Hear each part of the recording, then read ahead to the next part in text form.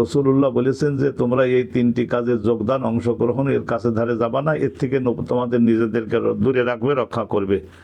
সেই তিনটি কাজ কি? সেটা হলো ইত্তাকুল মালাইন, লাআনত থেকে মালাইন আসসালাসা, আল বিরাজ ফিল মাওয়ারিদ।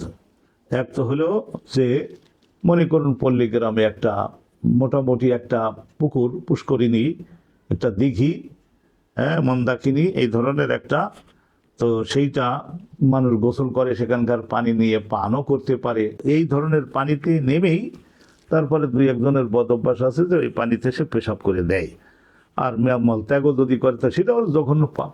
তাহলে এই যে পুকুরের পানিতে নেমে তারপর সেখানে পেশাব করে দেওয়া বা মলত্যাগ করা, পানিটাকে কি পরিমাণে ক্ষতিগ্রস্ত করা হলো, নষ্ট করা হলো, এই একটা আল্লাহ লানত এবং অভিশাপ নাজিল হওয়ার যোগ্য একটা কাজ। আর একজন করলো কি, অকারিআতিত তারিক, একেবারে বড় একটা রাস্তা, অন্ধকার রাত, সেই রাস্তার মধ্যে মাঝখানে সে মলত্যাগ করে দিল।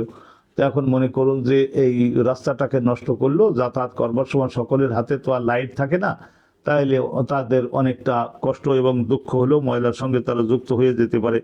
কারিআতুত তারিক, জনগণের চলাচলের যে রাস্তা, সেই রাস্তার মধ্যে অন্ধকারের সুযোগ নিয়ে রাতে মলত্যাগ করে চলে গেল। সে হয়তো মনে করলো আমি তো বেশ ভালো সুন্দর জায়গায় বসে কাজটা করলাম, কিন্তু পরবর্তীতে 10 জন লোকের জন্য সেটা কত বড় সমস্যা হয়ে দাঁড়ালো সেটা আমরা বুঝে নিতে পারি। আর 3 নম্বরের কাজ হলো ওয়াজেল্লে, হ্যাঁ, একটা সুন্দর গাছ, মরুভূমির মধ্যে গাছের সংখ্যা তো এমনি কম হয়, তো ওই সেই গাছের ওই ছায়ার মধ্যে, বৃক্ষের ছায়ার মধ্যে কিছু সময় বসেছিল, তো তাই ওই বৃক্ষের ছায়াটাতে সে সুন্দরভাবে মলত্যাগ করে গেল।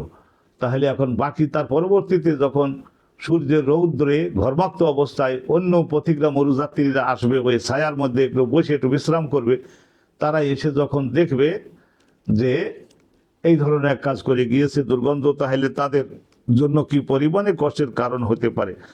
তাহলে বৃক্ষ, ছায়াদার বৃক্ষের নিচে, আর এই যে সাধারণ জনগণের চলাচলের রাস্তার উপরে, আর পুষ্করিণীর পানির মধ্যে পেশাব ত্যাগ করা এবং মলত্যাগ করা, এই 3টা কাজ রাসূলুল্লাহ বলছেন খবরদার তোমরা কেউ জীবনে করবা না, এইটা তোমরা করতে পারবা না। কারণ এই কাজ যদি করে 10 জনের কষ্টের কারণ হও, তাহলে আল্লাহ পাক রব্বুল আলামিনের রহমতের থেকে তুমি বঞ্চিত হবা এবং তোমার উপরে আল্লাহ রব্বুল আলামিনের আযাব অবতীর্ণ হবে। যদি তুমি এই ধরনের কাজ অব্যাহত রাখো, সংশোধন না হও, আল্লাহ রাসূলের শিক্ষা তোমার নিকটে পৌঁছানোর পরেও তুমি যদি সংশোধন না হও, তাহলে তোমার উপরে আল্লাহর আযাব নাজিল হবে।